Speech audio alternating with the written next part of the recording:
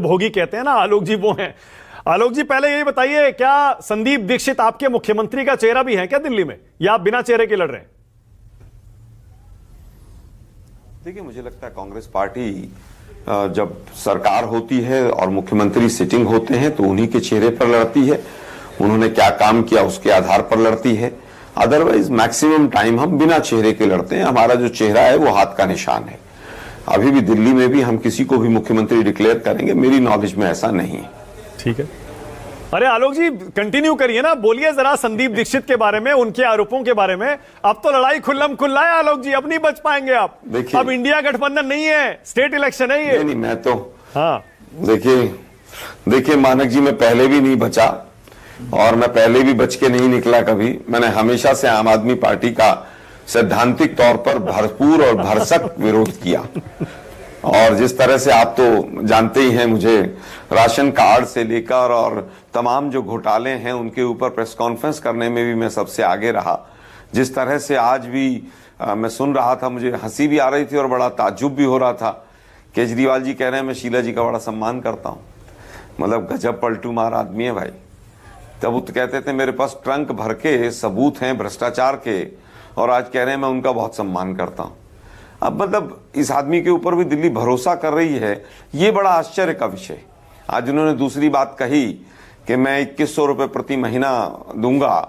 हम तो कह रहे तो कह देते कि भाई अगले साल जो है स्कूल बंद नहीं होंगे पॉल्यूशन की वजह से। दिल्ली में सांस लेना दूभर हो गया, लोगों का दम घुट रहा है, और ये केवल और केवल कुछ चीजों को लेकर आगे बढ़ रहे हैं। जहां पर बिजली की बात है, इन्होंने कहा था डिस्कॉम्स का हम ऑडिट कराएंगे, आज तक तो डिस्कॉम्स का ऑडिट हुआ नहीं। 600 रुपए पर यूनिट कनेक्शन चार्जेस थे, आज 3600 रुपए हो गए। पानी का कमर्शियल का कनेक्शन कहां पहुंच गया उसका अंदाजा ही नहीं है। केवल झूठ बोलकर शीश महल बना लें। और आज उन्होंने एक बहुत बड़ी बात कही कि मैं जानता हूं कहीं से बजट लाऊं, मैं बजट लेकर आऊंगा, मैं 2100 रुपए दूंगा। बिल्कुल मास्टर है बजट लाने में, तो एक दारू की बोतल के साथ एक फ्री कर देते हैं, इस बार 2 कर देंगे फ्री। 2% से 12% कमीशन कर दिया था, 15 कर देंगे। लेकिन मैं समझता हूं कि दिल्ली की जनता अब इनको समझ चुकी है कि किस तरह से दिल्ली को हर तरह से विकास से अवरुद्ध किया। आपको मानक जी जानकर हैरानी होगी कि पिछले लगभग 8-9 वर्षों से दिल्ली में एक भी राशन कार्ड नहीं बना है। बीपीएल और बाकी सब तो चीजें छोड़ दीजिए कि उनका कोटा पूरा हो गया है। आज वो कहते थे टैंकर माफियाओं से हम निजात दिलाएंगे, क्या हुआ उसका कि दिल्ली जल बोर्ड में घोटाला हो गया।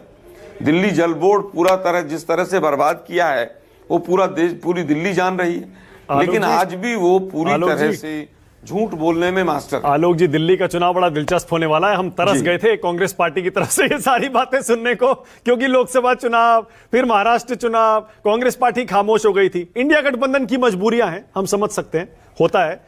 लेकिन आलोक जी, ये जो संदीप दीक्षित कह रहे हैं कि आम आदमी पार्टी तीसरे नंबर पर रहेगी, भाजपा दूसरे नंबर पर रहेगी, यानी कांग्रेस पार्टी नंबर 1 पर रहेगी, किस आधार पर कह रहे हैं आप ये?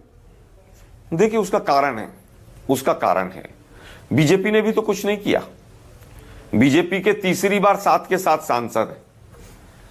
अभी आप नई दिल्ली से परवेश वर्मा जी की बात कर रहे थे। मुझे याद है पहला चुनाव उन्होंने शायद मुंडका से लड़ा, दूसरा चुनाव उन्होंने महरौली से लड़ा, फिर 2 चुनाव उन्होंने वेस्ट दिल्ली से लड़े, अब वो नई दिल्ली है। तो बीजेपी तो पूरी तरह से बाजीगरी करती है। अब इनको हटा दो, अब 6 कैंडिडेट हटा दिए। परवेश वर्मा ने वेस्ट दिल्ली में 10 साल में एक काम किया हो तो हमारे आरपी सिंह साहब बैठे हुए हैं, वो एक काम का नाम जरूर बता के जाना एक शो के अंदर। हम इसीलिए कॉन्फिडेंटली कह रहे हैं कि शीला जी का नाम नहीं, शीला जी का काम बोलता है। शीला जी ने दिल्ली को बदला है। जिस तरह से पत्रकार महोदय ने, हमारे बड़े भाई ने बताया अभी, विनोद जी ने, कि दिल्ली में क्या हालत थी और हमने क्या किया। लेकिन ठीक है, झूठ की मशीन चल रही है, कहीं वॉशिंग मशीन की चल रही है तो कहीं रीना गुप्ता, उसके बाद आरपी सिंह।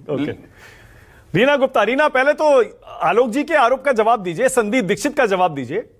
सीएम तो बन नहीं पाएंगे, संदीप दीक्षित कह रहे हैं फाइल साइन नहीं कर सकते, मीटिंग अटेंड नहीं कर सकते, सीएम ऑफिस नहीं जा सकते। मानिक भाई, आलोक जी का जब बोल रहे थे तो वॉल्यूम में कुछ प्रॉब्लम थी। आपकी आवाज तो क्लियरली आ रही है, आलोक जी की आवाज नहीं आ रही है। लेकिन संदीप दीक्षित जी का बयान मैंने सुना, उसका मैं जवाब दे सकती हूँ। देखिए, कोई भी एक कॉन्स्टिट्यूशनल अथॉरिटी दूसरी कॉन्स्टिट्यूशनल अथॉरिटी को अपना काम करने से नहीं रोक सकती। और मुझे पूरा विश्वास है, और ये विश्वास इसलिए है क्योंकि मैं सारा दिन कैंपेन कर रही हूं, जमीन पे हूं, लोगों से मिल रही हूं। तो अरविंद केजरीवाल जी के लिए जो लोगों में प्यार है और जो उनके काम का जो रेस्पेक्ट है, मुझे उस बात में कोई भी डाउट ही नहीं है कि चौथी बार अरविंद केजरीवाल जी मुख्यमंत्री बनने वाले हैं। रिजल्ट्स चौंकाने वाले होंगे सबके लिए, मीडिया के दोस्तों के लिए भी और जितने हमारे राजनीतिक विश्लेषक हैं उनके लिए भी। हमारी परफॉर्मेंस रिपीट होने वाली है। जिस तरह की अभी तक 2015 की और 2020 की परफॉर्मेंस रही है, वही परफॉर्मेंस इस बार रिपीट होने वाली है। दो जो हमने अभी योजनाएं लॉन्च करी है, एक जो महिला सम्मान योजना है, आज हमारा रजिस्ट्रेशन शुरू हुआ। आप देखिए कैसे सब जगह लोग इसका स्वागत अच्छा कर रहे ठीक है, हैं। ओके। एकदम रीना, शीला दीक्षित पर दिल यू खोल टर्न के क्यों ले स्वागत लिया कर रहे आपने? अब आप सम्मान क्यों करने लगे? आलोक जी पूछ रहे हैं, यू टर्न मास्टर हैं अरविंद केजरीवाल। किस पे यू टर्न ले लिया? किस पे यू टर्न ले लिया? अरविंद केजरीवाल ने। वो कह रहे हैं शीला जी का किस चीज सम्मान पे करता U-turn हूं, ले लिया? पहले बोलते थे भ्रष्ट हैं। देखिए मानक जी, अब शीला जी इस दुनिया में नहीं है, तो जो इंसान स्वर्गवासी है उनके बारे में कुछ भी अपशब्द बोलने से किसको, मतलब क्यों बोले हम किसी के बारे में अपशब्द? हम तो मुद्दों की बात कर रहे हैं। इंफ्रास्ट्रक्चर की बात अभी हो रही थी। पिछले 10 साल में जो इंफ्रास्ट्रक्चर का काम हुआ है वो उससे पहले दिल्ली में 50 साल में नहीं हुआ। हमने मेट्रो लाइन 400 किलोमीटर बनाई है। हम लोगों ने 40 नए फ्लाईओवर बनाए हैं, 3 लाख सीसीटीवी कैमरा लगाए हैं, 40 फ्लाईओवर्स बने हैं। और देखिए कच्ची कॉलोनी जो थी उनमें इतनी बुरी हालत होती थी। कांग्रेस के शीला जी के 15 साल में कच्ची कॉलोनी की हालत आपने देखी, आप जा नहीं सकते थे। नरक का जीवन होता था कच्ची कॉलोनियों में। वो सारी कच्ची कॉलोनियों में सीवर की लाइन हमने बिछवाई है, सड़कें हमने बनवाई हैं। तो दिल्ली की जनता ने बढ़िया काम देखा है। दिल्ली की जनता को पता है कि फ्यूचर में भी बढ़िया काम होने अच्छा, वाला आपका है। मुकाबला तो रीना, आपका मुकाबला आपका मुकाबला बीजेपी से है ना? क्योंकि मेरे इंटरव्यू में अरविंद केजरीवाल ने यही कहा, कांग्रेस कहीं नहीं है, ये मुकाबला बीजेपी वर्सेस आप है। बिल्कुल बिल्कुल मानक जी, उसमें कोई दो राय नहीं है। ये मुकाबला बीजेपी वर्सेस आप है। और बीजेपी भी आप देखिए, पूछिए भारतीय जनता पार्टी से कि अरविंद केजरीवाल जी के खिलाफ किसको मुख्यमंत्री का चेहरा ये बनाने वाले हैं। भारतीय जनता पार्टी की दिल्ली इकाई में तो ऑलरेडी इतनी लड़ाई छिड़ चुकी है आपस में ही। तो बताएं तो सही। ओके, आरपी सिंह जी, खड़ा करने वाले ठीक है, बहुत बढ़िया। और यही बात अरविंद केजरीवाल ने मेरे इंटरव्यू में कही। आरपी सिंह जी, चेहरा बताइए, मुख्यमंत्री का चेहरा कौन है? क्योंकि मोदी जी तो सीएम बनेंगे नहीं। केजरीवाल कह रहे हैं सीएम का चेहरा दो और टीवी पर लाइव डिबेट करो चुनौती स्वीकार। मानक भाई, हम लोग कई बार चुनाव लड़ते हैं, बिना चेहरों के भी चुनाव लड़ते हैं। हमारे आज 2,14,000, मैं गिनती दे रहा हूं, 2,14,369 हमारे जो पन्ना प्रमुख हैं वो जमीन पर आज उतरे हुए हैं और एक एक घर जाकर अपना कमल का निशान का और हमारा पार्टी का संदेश लेकर जा रहे हैं। और अगर आप चाहो तो अपने कैमरामैन को भेजना किसी को, मैं दिखा दूंगा कैसे हमारा काम जमीन पर हो रहा है और क्या क्या काम हमारा जमीन पर हो रहा है। तो आप उनको चेहरा वाला छोड़िए और किस चेहरे की बात करते हैं। ये चेहरा लोग भूलते नहीं है, यही चेहरा लोगों के दिमाग में, ये चेहरा लोगों के दिमाग में।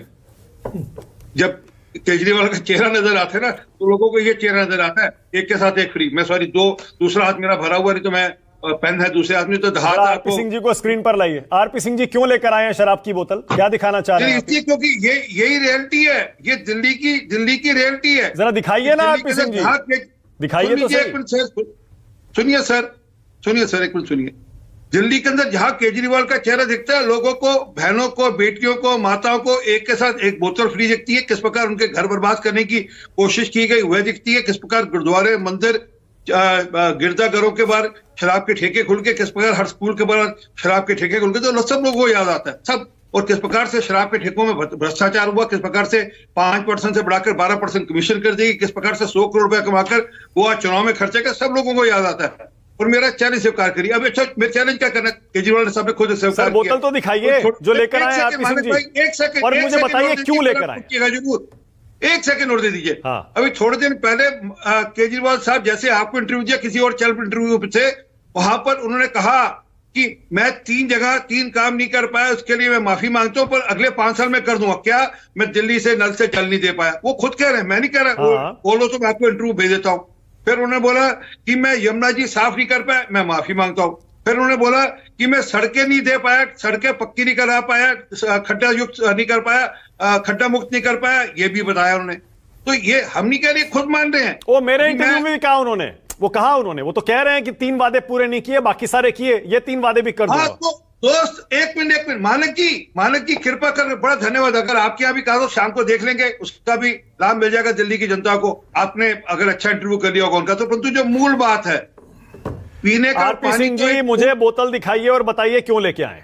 मैं आपकी कहानी जानना चाह रहा हूं कि डिबेट में आप ये बोतल क्यों लेके आए, बताइए और इसलिए दिखाइए ताकि जरा। दिल्ली की, अरे एक मिनट मानक जी, ताकि दिल्ली की जनता को ये याद रहे कि इसी बोतल के घोटाले के चलते हुए दिल्ली की जनता तंग हुई है। किस प्रकार एक के साथ एक शराब की बोतल दिल्ली के अंदर मजबूर कर दिया लोगों को पीने के लिए, और ये स्कीम लेकर आए थे अपने तो आप बोतल क्यों लाए हैं आरपी सिंह जी, दिखाइए तो सही। अरे इसीलिए लाया ना मैं, इसलिए दिखा दिया आपको मैंने, इसलिए दिखा दी कि वो ध्यान में रहे कि किस प्रकार की शक्ल याद आएगी लोगों को। केजरीवाल नहीं शक्ल, ओके, रीना गुप्ता जवाब लोगों को एक के साथ। अरे एक मिनट मानक जी, एक मिनट रुकिए ना, एक मिनट रुकिए। मैं 4 बातें और प्लीज, अब आपने उनको रीना बहन को पूरा टाइम दिया, 2 बातें मेरी भी प्लीज सुन लीजिए, प्लीज, जरूरी है। अरे आपको पूरा लोगों टाइम को रीना एक सेकंड बोलने दीजिए, रीना बोलने दीजिए। जो लोगों को दूसरी चीज जो याद आती है, वो 12 लाख का सोने की परत चढ़ा हुआ कमोड, जो 12 कमोड थे इनका, मतलब शौचालय जो उन्होंने अपने घर के लिए अंदर चीज मैंने बनाए थे। मैं चैलेंज दे रहा हूं, मेरा चैलेंज स्वीकार कर ले केजरीवाल साहब। रीना बहन, आप कह देना उनको, केजरीवाल साहब को, कृपा कर अपने नई दिल्ली क्षेत्र के अंदर जहां उन्होंने पब्लिक टॉयलेट लगाए हो, जहां झुग्गी वाले रहते हो, उनके पब्लिक टॉयलेट के अंदर अगर 12 दिन चले जाएंगे, उनका इलाज का खर्चा मैं दूंगा, आरपी सिंह देगा उनका इलाज का खर्चा पूरे का पूरे का। ओके रीना, जा नहीं सकते, इतनी एक मिनट रुक जाइए, इतनी जर्जर हालत है। और उन्हीं झुग्गी वासियों को जो पानी देते हैं पीने का, वो पीने का पानी अगर पी ले 10 दिन के लिए, उसके बाद फिर अगर अस्पताल की जरूरत पड़ेगी तो मैं दूंगा, क्योंकि सरकारी रीना गुप्ता, रीना पहले इसका जवाब दीजिए। आरपी सिंह देखिए लाइव डिबेट में वो शराब की बोतल दिखा रहे हैं, लेकर आए, इससे आप अंदाजा लगा लीजिए कि दिल्ली में बीजेपी के नेता ये बोतल लेकर ही घूमेंगे आपके प्रचार में आपके खिलाफ। क्या जवाब है आपका? देखिए, आरपी सिंह साहब को पूरी छूट है, दिल्ली ड्राई स्टेट नहीं है। आरपी सिंह साहब ने बोतल खरीदी अपने लिए, उनको मुबारक हो। लेकिन आपकी जानकारी के लिए मैं शराब पीता नहीं, आपकी जानकारी के लिए कि मुझे केजरीवाल साहब के घर भेजनी पड़ेगी। अरे मुझे बोल, आज तक मैंने शराब पी नहीं, और मैं शाकाहारी भी हूं, आपकी जानकारी के लिए। देखिए, ये मैं आपके लिए भेज दूंगा रीना बहन, आप दे दीजिएगा केजरीवाल साहब को। दिल्ली की जनता ने केंद्र सरकार को एक काम दिया, लॉ एंड ऑर्डर का।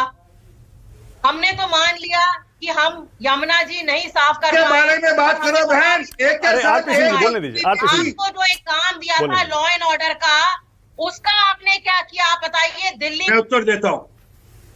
तो आपने नरेश पलियार याद है, नरेश पलियार, आरपी सिंह, अरे आरपी सिंह जैसे एक प्लीज, आरपी सिंह जी एक आप उस बात का जवाब दीजिए कि आपने दिल्ली के, आपके 7 सांसदों ने क्या किया दिल्ली के लिए, और केंद्र सरकार लॉ एंड ऑर्डर की वेस्टर्न और ईस्टर्न कॉरिडोर हमारे सांसदों की, हमारी सरकार की मेहरबानी रुकिए ना प्लीज, एक वो पूछने का जवाब दे रहा हूँ। जहां तक आप शराब घोटाला कर रहे हैं, आज तक शराब घोटाला प्रूफ नहीं हुआ है कि शराब घोटाला क्या है। आपने षड्यंत्र करके हमारे नेताओं को अंदर किया और सारे नेता बाहर आ गए हैं। किसी के खिलाफ कोई सबूत नहीं है आपके पास। टीवी चैनल पे बैठ के शराब घोटाला। ओके, विनोद अग्निहोत्री एक कमेंट करिएगा। विनोद जी आपको जाना है, इसीलिए एक कमेंट विनोद जी आप करिएगा। विनोद जी, इसका मतलब बीजेपी की स्ट्रेटेजी क्लियर है, आरपी सिंह जी तो बोतल ले आए। आरपी सिंह जी अभी मौका दे रहा हूं, आरपी सिंह जी विनोद जी को जाना है, जरा रुकिए ना प्लीज। आरपी सिंह, विनोद जी को जाना है। 370 आरपी सिंह जी रुकिए ना एक सेकंड प्लीज, विनोद जी को जाना है इसलिए उनको एक मौका दे रहा हूं, फिर बाकी लोग बोलेंगे। एक सेकंड प्लीज। हाँ विनोद जी बोलिए। देखिए, भारतीय जनता पार्टी की स्ट्रेटजी क्लियर इसलिए है कि चूंकि आम आदमी पार्टी की सरकार दिल्ली में भ्रष्टाचार के मुद्दे पर बनी थी, अन्ना आंदोलन के गर्भ से इस पार्टी का जन्म हुआ था, तो वो भ्रष्टाचार के मुद्दे पर ही आम आदमी पार्टी सरकार को घेरेगी। इसीलिए वो शराब की बोतल लेकर आरपी सिंह जी आए, और जितने वो आरोप लगा सकते हैं भ्रष्टाचार को लेकर बीजेपी लगाएगी। आज भी जो बीजेपी ने जारी की है अपनी वो एक चार्जशीट टाइप जो जारी की है, उसमें भी भ्रष्टाचार को मुख्य मुद्दा बनाया है। आम आदमी पार्टी कानून व्यवस्था का मुद्दा उठा रही है, क्योंकि कानून व्यवस्था सीधे सीधे केंद्र सरकार के उसमें है। तो कुल मिला के ये लड़ाई ये होगी। लेकिन मैं रीना जी को एक बात जरूर कहना चाहता हूँ। रीना जी ने एक बात कही, ठीक है पार्टी का आप पक्ष रखिए, लेकिन अब ये कह रहे हैं कि जितने काम पिछले 10 साल में हुए इंफ्रास्ट्रक्चर में, तो 50 साल में नहीं हुए दिल्ली में, तो थोड़ा सा सर ये तो चुनाव में कहा जाता है विनोद जी, हो जाती है। अब जैसे बीजेपी नहीं कहती है कि हमने 10 साल में इतना कर दिया जो 60 साल में नहीं हुआ। अरे भाई तो वो ठीक है, तो कहा जाता है, वो कहें पार्टी की, लेकिन हम तो कहेंगे ना कि अतिशयोक्ति है ये, क्योंकि मैं दिल्ली तब से देख रहा हूं कि मतलब कम से कम 50 साल से तो मैं दिल्ली देख ही रहा हूं। तो उस हिसाब से जो है दिल्ली कहां से कहां पहुंची है, उसमें सबका योगदान है। उसमें खुराना जी की जो सरकार बनी थी उसका भी योगदान है, जिसमें साहब सिंह वर्मा, खुराना जी, शीला जी का है, और केजरीवाल जी की सरकार का भी है। तो दिल्ली की तस्वीर बदलने में सबका योगदान जी। 1 2 3 अगर आपको रखना हो अभी फिलहाल एज ऑफ नाउ, तो आम आदमी पार्टी भी है नंबर 1, बीजेपी 2, कांग्रेस 3। हाँ, अभी तो यही थी, अभी तक मुझे यही लग रहा है। सीटें किसकी कितनी आती है ये मैं नहीं कह सकता सीटें, लेकिन आज की तारीख में स्थिति अभी यही है। ओके, आरपी सिंह जी बोलिए 30 सेकंड जल्दी से। ये 370 पेज की वह रिपोर्ट है जो केजरीवाल लेकर चलते थे। मैं आपको यह भी भेज रहा हूं, जरा पूछ लीजिएगा किस रिपोर्ट पे क्या एक्शन हुआ, और यह भी बता दीजिएगा जिन महिलाओं के घर शराब के साथ बर्बाद किया, आज उन्हीं महिलाओं की बात कर रहे हैं। वो आज महिला सम्मान की बात कर रहे हैं। ओके आशुतोष, किया अब आशुतोष और रविंदर। पहले आशुतोष, अभी 1-2 दिन पहले ही आपने कहा था कि आपके हिसाब से आम आदमी पार्टी को फिलहाल एज है, अभी भी आप उस पर कायम है असेसमेंट पर? आम आदमी पार्टी 1, बीजेपी 2, कांग्रेस 3? नहीं, मैं कोई प्रेडिक्शन नहीं करूंगा। 1 2 3 कौन है, 3 2 1 कौन है, ये थोड़ा डाइसी मामला आजकल हो गया है, आप जानते हैं किस तरीके से। पर ये तो मानेंगे मुकाबला बीजेपी और आम आदमी पार्टी में है।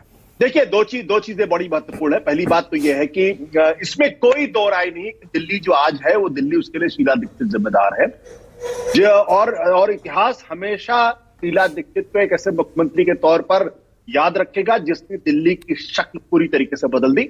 आज जो दिल्ली है वो सिर्फ शीला दीक्षित की वजह से। मैं इसमें मदन लाल खुराना जी या फिर साहिब वर्मा जी या फिर सुषमा स्वराज का कोई कंट्रीब्यूशन नहीं मानता हूं। आपको 5 साल के अंदर 3 मुख्यमंत्री बदलने पड़े और जनता ने आपको 5 साल के बाद रिजेक्ट कर दिया। जो दिल्ली आज ही, क्योंकि मैं जिस दिल्ली में रहता हूं वो शीला दीक्षित की देर। दूसरी बात, भारतीय जनता पार्टी अगर आम आदमी पार्टी के खिलाफ कोई मजबूत नेता अगर नहीं उतार पाई तो फिर भारतीय जनता पार्टी के लिए दिक्कतें आएंगी। भले ही वो चाहे दारू की बोतल दिखाएं, चाहे शीशमहल दिखाएं, इससे कोई फर्क पड़ने वाला नहीं है।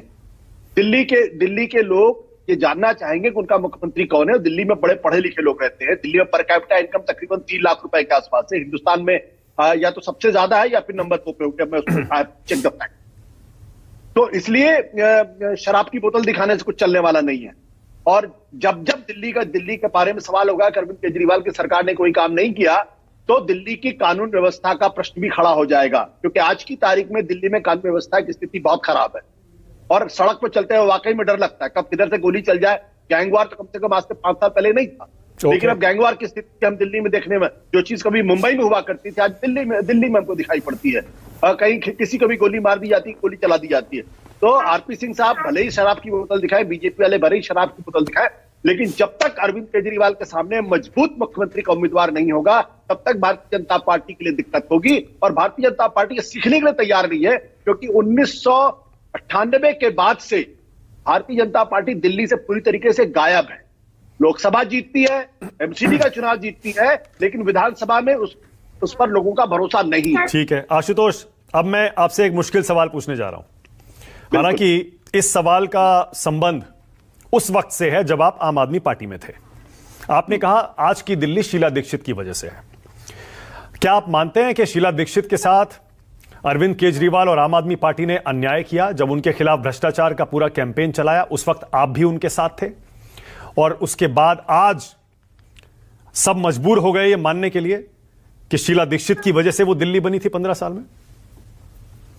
नहीं, इसमें कोई दो राय नहीं है। मुझे ये कहने में किसी तरीके का कोई संकोच नहीं है कि आम आदमी पार्टी ने गलती की, लेकिन वो एक राजनीतिक लड़ाई थी और उस राजनीतिक लड़ाई में जब तक आप विपक्ष को आप डिस्क्रेडिट नहीं करेंगे, उनकी छवि को खराब नहीं करेंगे, उनकी सरकार पे गंभीर आरोप नहीं लगाएंगे, तब तक आप अपनी सत्ता में नहीं आ सकते। लेकिन एक बात मैं और आपको बता दूं कि शीला दीक्षित बहुत ही कॉम्पिटेंट लीडर थी, लेकिन शीला दीक्षित के खिलाफ इंटरनल सबोटाज भी बहुत होते थे। एक बार नहीं, कई बार कांग्रेस पार्टी के कई बड़े नेता आज तो बहुत दिवंगत हो चुके उनमें से, जिन्होंने शीला दीक्षित का जीना लगभग हराम कर रखा था। कुछ नेता अभी भी हैं, तो बट राजनीति में चलता रहता। लेकिन शीला दीक्षित को लेकर मेरे मन के अंदर जो सम्मान है, मुझे लगता है कि जिस तरीके की मुख्यमंत्री थी, भारत के पास अगर उस तरीके का कोई प्रधानमंत्री भी होता तो शायद हिंदुस्तान की शक्ल सूरत भी और बदलती होती। आप लोगों का शायद अंदाजा नहीं होगा जो प्रोग्राम देख रहे होंगे कि ये दिल्ली शीला दीक्षित के पहले की जो दिल्ली थी और शीला दीक्षित के बाद की दिल्ली है, उसमें जमीन आसमान का फर्क है। Sheila Dikshit is a modern architect of modern Delhi. तो ये केजरीवाल जी अचानक फिर ये क्यों कह रहे हैं मैं शीला जी का बहुत सम्मान करता हूं? मेरे इंटरव्यू में कहा उन्होंने। अब देखिए, हमारे ख्याल से ये इसका जवाब तो रीना जी देंगी कि उनको देना चाहिए। केजरीवाल साहब क्यों ऐसी बात कर रहे हैं, लेकिन इसमें कोई दो राय नहीं है कि शीला दीक्षित की छवि को खराब करने में अरविंद केजरीवाल की बहुत बड़ी भूमिका है। और शायद अगर उनके मन में इस बात को लेकर जरा भी पश्चाताप हो और वो पब्लिकली इस बात को एक्सेप्ट कर ले, तो उसमें कोई बुरी बात नहीं। जहां तक आरपी सिंह इस बारे में आरोप लगा रहे कि उन्होंने अपनी गलतियां मान ली, मुझे लगता है कि भारतीय जनता पार्टी को भी गलती माननी चाहिए कि दिल्ली की कानून व्यवस्था को संभालने में नाकाम रहे। रीना गुप्ता एक जवाब देंगी इस पर, क्या गलती मानेंगी शीला दीक्षित के मामले में? देखिए मानक जी, उस समय जो भी घोटालों का डिस्कशन था, वो सारे घोटाले देश के सामने थे। कॉमनवेल्थ घोटाला देश के सामने था, उसमें उनका नाम था। तो लेकिन जैसा मैं पहले भी कह रही थी कि अब शीला जी इस दुनिया में नहीं है, तो उनके बारे में कुछ भी बोलना अच्छा नहीं लगता। जहां तक दिल्ली का सवाल है, मुझे नहीं लगता कि दिल्ली में कांग्रेस पार्टी के पास 70 कैंडिडेट भी हैं 70 विधानसभा में उतारने के लिए। कोई संगठन नहीं है, कोई विजन नहीं है। तो आज की तारीख में जो मुकाबला है वो सीधे सीधे भारतीय जनता पार्टी। बहुत बढ़िया आलोक जी, आपके पास 70 उम्मीदवार भी नहीं है, रीना गुप्ता कह रही हैं, और आप कह रहे हैं नंबर 1 पर रहेंगे।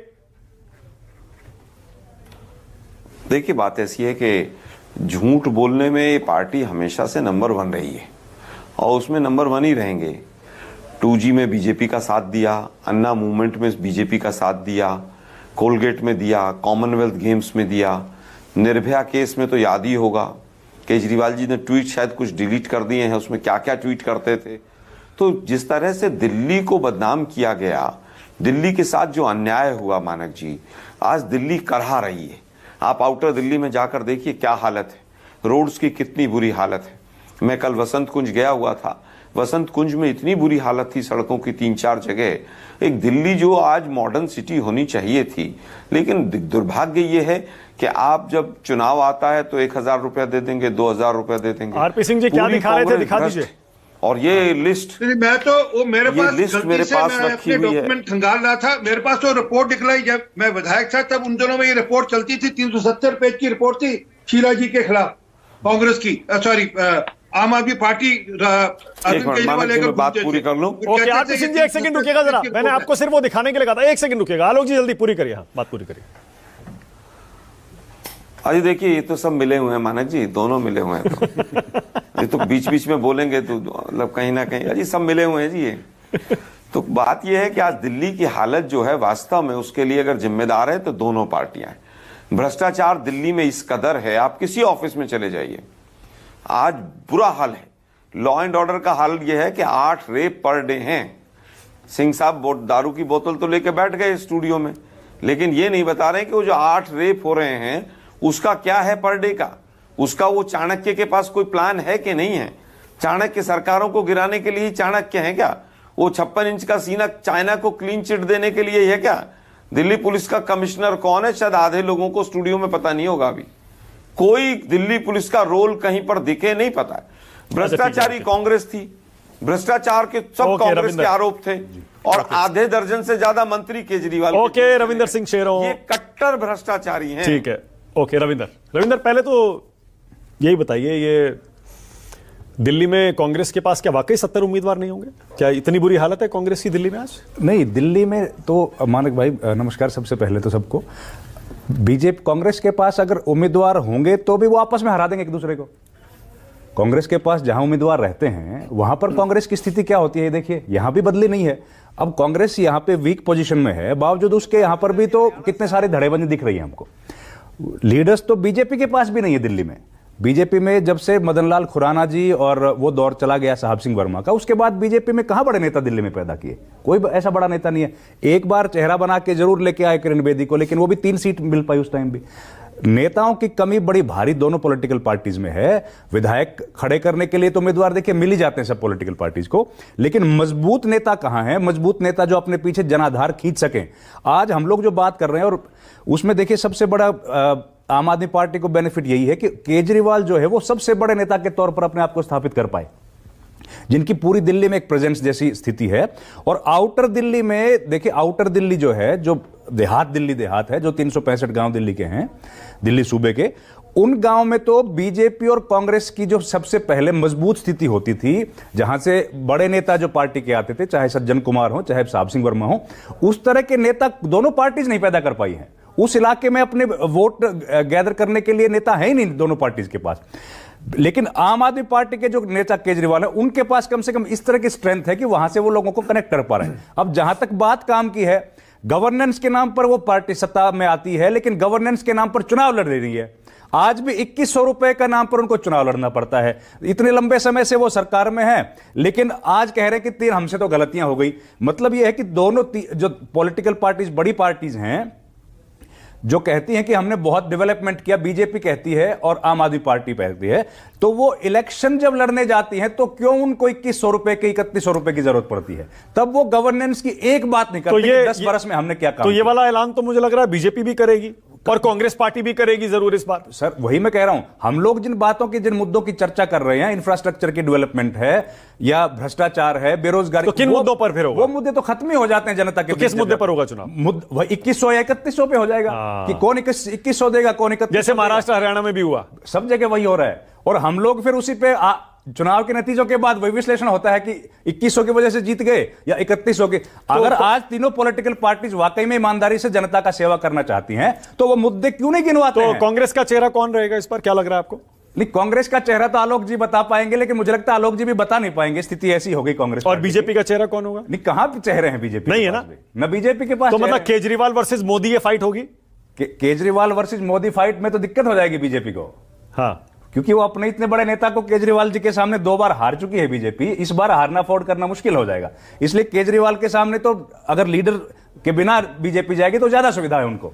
अगर किसी नेता को प्रोजेक्ट करेंगे, वो भी नेशनल लेवल के लीडर को, तो बीजेपी के लिए नुकसान। तो बीजेपी बिना चेहरा लड़ेगी, जैसा सूत्रों से खबर आ रही है। बीजेपी तो बिना चेहरा लड़ना ही पड़ेगा। हाँ। सर बिना चेहरा कांग्रेस को भी लड़ना ही पड़ेगा। चेहरा कहां से लेके आएंगे? बड़े नेता इतने साल में कोई आंदोलन करते दिल्ली में, आप हम लोग देखते हैं दिल्ली में, कभी हमने देखा नहीं है कि कोई दोनों पार्टीज ने कोई उस तरह का बड़ा आंदोलन खड़ा किया हो जो नेशनल मीडिया की सुर्खियां बना हो। यही बीजेपी, यही दिल्ली में आम आदमी पार्टी या कोई दूसरी पॉलिटिकल पार्टीज 2014 के पहले आंदोलन करती थी तो वो पूरा एक राष्ट्रीय स्तर का हमको दिखता था कि बहुत बड़ा आंदोलन हो रहा है। वो सब तो गायब हो गया ना। तो 1, 2, 3 में अभी भी आम आदमी पार्टी 1 है आपके हिसाब से? आम आदमी पार्टी तो बिल्कुल 1 है जी, इसमें तो कोई दिख नहीं रहा है। और कांग्रेस 3rd है?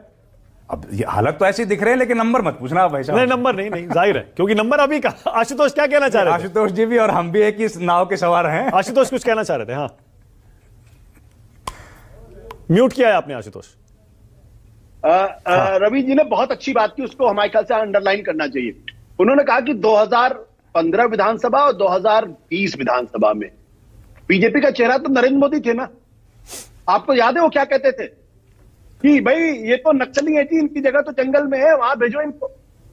तो नरेंद्र मोदी का चेहरा आगे करके 2 चुनाव भारतीय जनता पार्टी दिल्ली में हार चुकी। इसलिए अब पिछली बार तो आपको याद होगा शाहीन बाग का आंदोलन चल रहा था और वो अमित शाह जी क्या कहते थे, इतना कस के बटन दबाओ कमल का कि शाहीन बाग को जाके झटका लगे।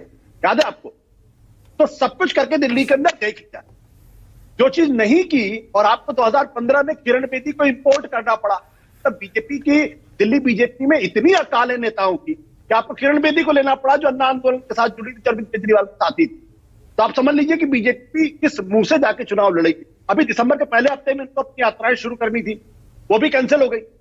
आम आदमी पार्टी के सारे कैंडिडेट्स का ऐलान हो चुका है, बीजेपी का भी पता नहीं कि कोई कैंडिडेट है भी या नहीं कैंडिडेट है। तो जो आज से 2 महीने पहले आम आदमी पार्टी की स्थिति बिल्कुल अच्छी नहीं थी, वो स्ट्रगल कर रही थी, लेकिन आज की तारीख में बीजेपी की स्थिति मैं कह सकता हूं कि अच्छी नहीं है, अब वो struggle. Okay, RP Singh ji बोलिए। आरपी सिंह जी, क्या अब पता है जो आप कहते थे ना आरपी सिंह जी इंडिया गठबंधन के बारे में, न नेता है, न नीयत है, न विजन है, अब वही बात आम आदमी पार्टी आपके बारे में कहती है, न नेता है, न नीयत है, न एजेंडा है। एजेंडा बड़ा क्लियर है। और पहले बात तो रविंदर जी, आपको अपनी हरियाणा की प्रोडिक्शंस याद होंगी, मेरी बात नोट कर लीजिएगा। लोग नेता के एक मिनट सर, मैं बड़ा अदब के साथ, बड़े सत्कारणीय है और ये भी याद होगा कि हम खटखट आशुतोष भाई मैं 5 सेकंड मैं आपको झारखंड के आपका प्रेडिक्शन याद दिला रहा हूं बस। और जम्मू कश्मीर का भी दिलाना पड़ जाएगा। बिल्कुल मैं 1 मिनट, और वो 400 वाला भी, और 400 वाला भी दिलाना पड़ेगा फिर तो आरपी सिंह जी। जी धन्यवाद साहब, बड़ी कृपया सर। हाँ। परंतु जो मैं मूल बात कह रहा था कि हम लोग हरियाणा पहली बार बिना चेहरे के ही लड़े थे जी, और चुनाव जीते थे जी। महाराष्ट्र भी एक बार बिना चेहरे के लड़े चुनाव जीते हैं जी। चेहरों से नहीं असर पड़ता जी, बात है मुद्दों की। मैं मुद्दों पे बात करता हूँ, एक 3 मुद्दे मूल छूंगा और दिल्ली के मुद्दे हैं। पीने का पानी, मैं आज आपके टीवी शो पे कह रहा हूँ, ये सरकार 10 साल में पीने का पानी नहीं दे पाएगी, पिछले 10 साल में नहीं दे पाएगी। मैं कह रहा हूं 10 महीने के अंदर हर घर के अंदर पीने का साफ पानी भाजपा की सरकार देगी। 10 महीने के अंदर, 10 साल की इंतजार करने की जरूरत नहीं पड़ेगी। आरपी सिंह जी 10 महीने में, 10 महीने के अंदर, और पूरी प्लानिंग है। मैं एक दिन आपके साथ आकर बैठ जाऊंगा, सिर्फ दिल्ली के मुद्दे कैसे रिजॉल्व करेंगे इस पे उत्तर दूंगा आपको सिर्फ। ओके, और एक, क्योंकि आज उतना समय आपके और समय देने को चाहिए। नहीं आज नहीं सर। दूसरी बात, जो मूल बात है, आज दिल्ली के अंदर गरीब झुग्गी बस्ती के अंदर शौचालय, मेरा इसलिए क्योंकि मेरा जाना हुआ, मैं आपको वीडियो भेजा, अभी आप देख लीजिए और दिखा दीजिए बेशक। दिल्ली के अंदर झुग्गी बस्ती के अंदर शौचालयों की झरझर हालत है। और एक और जानकारी दे रहा हूं, दिल्ली के अंदर अगर शौचालय शुल्क मुक्त हुआ, शौचालय में शुल्क लगता, तो आरपी सिंह का 1 साल का संघर्ष है। आप जरा गूगल मारकर देख लीजिएगा, लड़ाई लड़ी मैंने 23 रुपए सेंटर से लेकर आया एक। परंतु कभी आपने सोचा है कि मानक भाई झुग्गी वाली बहन स्नान कहाँ करती होगी? 6x8 की झुग्गी में रहने वाली। जरा चलिए मैं दिखाता हूं आपको। आरपी सिंह जी, आपने इतना संघर्ष किया दिल्ली में, मैं तो ये आरपी सिंह जी, अरे मैं आपसे ये पूछ रहा हूं, आपने इतना संघर्ष किया, मुद्दा सुनते नहीं दिल्ली के। आरपी सिंह जी रुकिए ना, एक दिल्ली का मुद्दा सुनने नहीं, आप सिर्फ यहाँ पर ठिठोरीबाजी करने के लिए बैठे हैं। अरे मैं चाहता हूँ चलिए मेरे साथ। आरपी सिंह जी, मैं ये कह रहा हूं, अगर इतने सारे, अरे रुकिए ना आरपी सिंह जी, आपने इतना संघर्ष किया तो आपको क्यों नहीं चेहरा बना देती बीजेपी दिल्ली का? नहीं चेहरा, मुझे शायद दिल्ली में चुनाव भी नहीं लड़ना हो, ऐसी बात नहीं है जी, वो पार्टी तय करेगी, इशू नहीं है। जो मूल मुद्दे की बात कर रहा हूँ, मुद्दों पे बात करें। ओके, रीना गुप्ता नहीं है वहां पर बहनों के पास। मैं कह रहा हूँ रीना गुप्ता, मानक भाई ये ठीक नहीं है। अरे सर, मैं कह रहा हूँ हर झुग्गी के अंदर स्नान कर देंगे, हर झुग्गी के अंदर उनकी रिक्वायरमेंट के हिसाब से स्नान कर देंगे, ताकि महिलाओं के लिए जो इज्जत सम्मान चाहिए वो। ठीक है आरपी सिंह जी, आप रुक जाइए। अरे अभी तो चुनाव शुरू हुआ है सर, अभी तो 1.5 महीने चलेगा। एक मिनट मानक भाई, एक तीसरी बात, कभी किसी ने सोचा झुग्गी के बच्चों का बर्थडे क्या मनाया जाता होगा? मैं आज क्या, और आप आकर देखना चाहो तो मेरे यहाँ देख लेना, बिहारी कॉलोनी के अंदर मैंने लोगों को, झुग्गी के लोगों के लिए समुदाय भवन दिया, और कह रहा हूं हर झुग्गी बस्ती के अंदर समुदाय भवन देंगे, एयर कंडीशन समुदाय भवन देंगे। ओके रीना गुप्ता, 3 काम जो आप पूरे नहीं कर पाए, ये मानकर एडमिट करके गलती तो नहीं कर दी, ये मुद्दे बन जाएंगे अब। देखिए मानक जी, हम सच्चे लोग हैं, हम सच्चाई में विश्वास रखते हैं। जो हम कर पाए वो हमने कहा, जो नहीं कर पाए उसको भी हम एक्नॉलेज कर रहे हैं। लेकिन आरपी सिंह को मैं चैलेंज करती हूँ, आरपी सिंह इतनी बड़ी बड़ी बातें कर रहे हैं, जिस स्टेट में इनकी 25 साल से सरकार है, ये गुजरात में दिखा दे मुझे कहां पे इन्होंने बढ़िया स्कूल बनाए हो, अस्पताल बनाए हो, बढ़िया पानी दिया हो। एक स्टेट दिखा दे जहां 24 घंटे बिजली आ रही हो। टाइम खत्म आलोक जी, 20 सेकंड। आलोक शर्मा 20 सेकंड आलोक जी। देखिए मुझे लगता है कि जिस मुद्दे के ऊपर शीला दीक्षित जी की सरकार गई थी, वो था गवर्नेंस, वो था जन लोकपाल, वो था भ्रष्टाचार, पीने का पानी, यमुना की सफाई, और जहां झुग्गी वहां पर मकान देने का वायदा किया था। लेकिन दुर्भाग्य यह है कि बीजेपी 93 के बाद दिल्ली में नहीं जीत पाई है। जिस लगभग अब 40 साल होने को आए हैं इनको पावर से बाहर गए हुए, 40 नहीं तो 35 साल मान लीजिए। और जिस तरह से सारे के सारे पिटारे लेकर बैठे हैं सिंह साहब, सारे सॉल्यूशन लेके बैठे हैं, इनमें से थोड़े से योगी साहब को भी दे दो, वहां बुलडोजर के नाम पे चुनाव लड़ते हैं। ओके, टाइम खत्म।